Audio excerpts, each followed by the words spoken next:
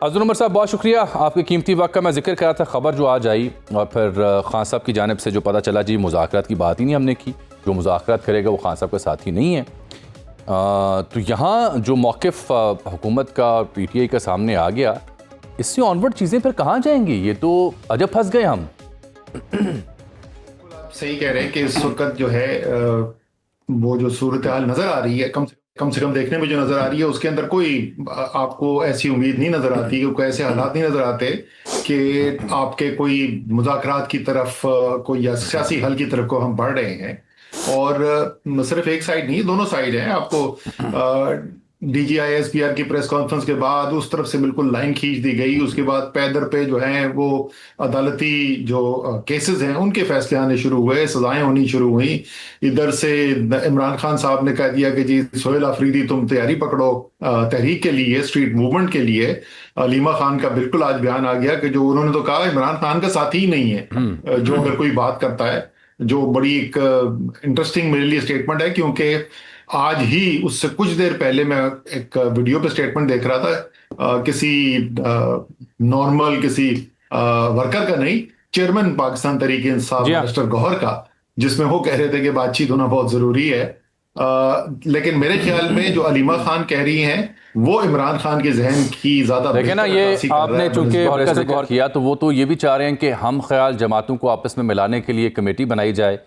फिर वो कहते हैं ये मुल्क और फ़ौज हमारी है, हम पहले भी साथ रहे, आइंदा भी साथ रहेंगे। और फिर उन्होंने कहा कि हाथ मिलाओ ताकि रास्ता बने, बात करो ताकि बात से बात बने, मुल्की हालात तकाजा करें कि जामे मुज़ाकरात किए जाएँ। ये तो बैरिस्टर गौहर साहब की जानिब आपने इशारा किया। यही मेरा सवाल है ना अब आपसे कि बैरिस्टर गौहर साहब कुछ कह रहे हैं, दस्तयाब क़यादत कुछ कह रही है, जो आज अब्बासी साहब को शेख वकास अकरम ने बयान दिया, और अडयाला कहीं और खड़ा है, अलीमा बीबी की स्टेटमेंट आपके सामने है। तो ये गैप है within these 4 to 5 quarters. Asad Umar साहब,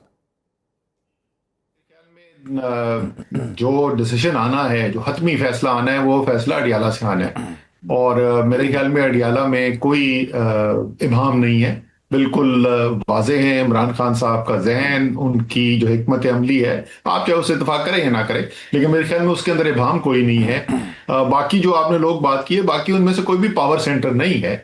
हाँ, ये मुख्तलिफ ग्रुप्स हैं, वो मीडिया के सामने आके बात भी करते हैं। तहरीक इंसाफ का जाहिर है एक अहम हिस्सा भी हैं। अचकजई साहब वाला जो है वो तहरीक इंसाफ का हिस्सा नहीं, लेकिन तहरीक इंसाफ ने खुद, इमरान खान ने उनको ये जिम्मेदारी दी हुई है कि जो कोई भी अगर मुज़ाकरात होनी है तो भी उन्होंने लीड करनी है, और अगर कोई तहरीक चलनी है तो वो भी उन्होंने लीड करनी है। लेकिन इस वक्त इमरान खान की पोजीशन बिल्कुल क्लियर है। बाकी जितने भी ये लोग हैं वो लामानी हो जाता है। आप इसमें जोड़ सकते हैं कि जो 5 सीनियर असीरान हैं कोट लखपत में, जिनका जो खत है वो भी सामने आया पिछले चंद दिन पहले, जिसके अंदर उन्होंने वाज़ेह तौर पे कहा कि सियासी हल निकालना चाहिए और बातचीत के जरिए हल निकालना चाहिए। लेकिन ये सब लामानी है।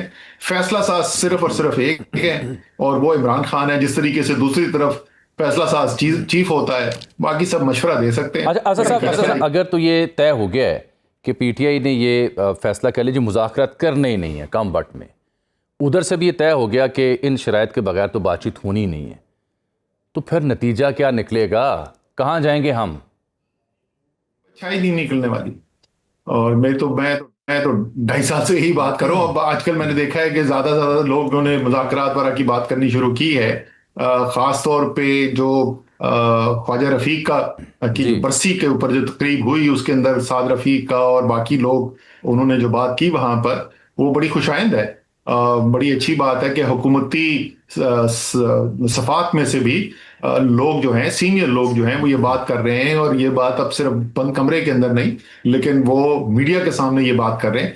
ये बात तो खुशाइंद है, लेकिन जो फैसला करने वाले हैं ना, वो चाहे तीनों आप कैंप्स को ले लें, चाहे वो इस्टेब्लिशमेंट हो, वो तहरीक इंसाफ हो, या वो मुस्लिम लीग नून की टॉप लीडरशिप हो, जिन्होंने हातमी फैसले करने, उन तीनों में से मेरे ख्याल में कोई भी इस वक्त जो है वो मुज़ाकरात में इंटरेस्टेड नहीं है।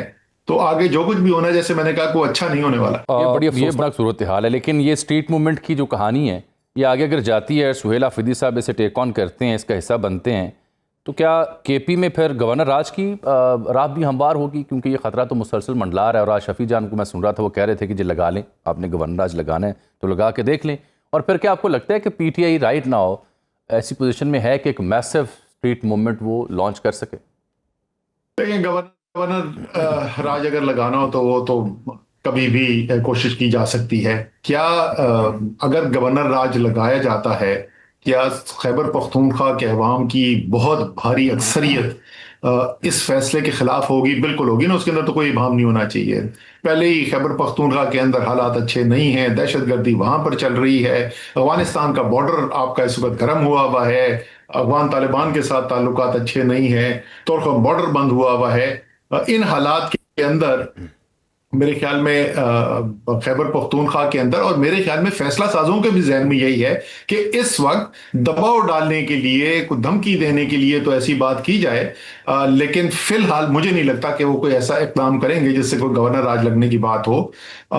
उसके बाद देखना होगा तरीके अपनी सुहेल आफरीदी इस नौयत की तहरीक की बात करते हैं, क्योंकि लश्कर के साथ तो एक से ज्यादा दफा अली अमीन गंडापुर भी आए थे ना, अक्टूबर 2024 में भी आए, फिर नवंबर लेकिन उससे बरामद कुछ नहीं हुआ ना। अभी आपने चूंकि ख्वाजा की कॉन्फ्रेंस और उनकी बरसी का जिक्र किया, तो वहाँ खुद ख्वाजा सार रफीक ने बड़ी अहम बातें की, नवाज शरीफ साहब के किरदार के हवाले से, नए मिसाक जमहूरियत के हवाले से।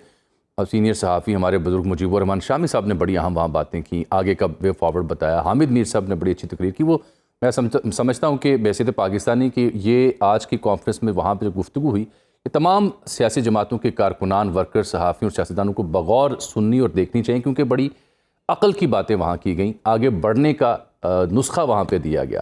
तो आगे बढ़ने के नुस्खे में असद उमर साहब एक नुस्खा, फवाद चौधरी, महमूद मौलवी, इमरान इस्माइल साहब भी लेके आए हुए हैं मुफाहमती ग्रुप के नाम से। तो आपको लगता है कि चॉइस साहब का ये मिशन जो है इस सिलसिले में वो कामयाब होगा?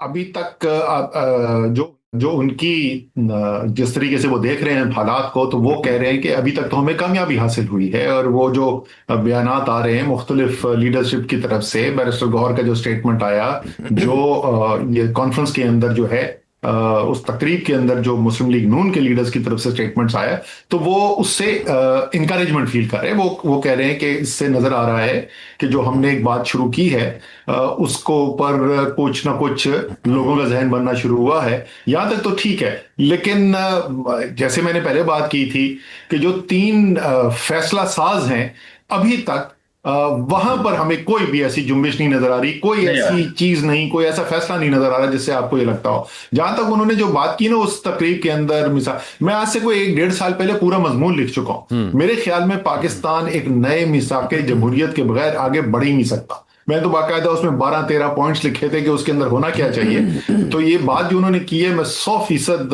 उसकी तायद करता हूं। और अगर आप हल ढूंढना चाहते हैं कि ना पाकिस्तान को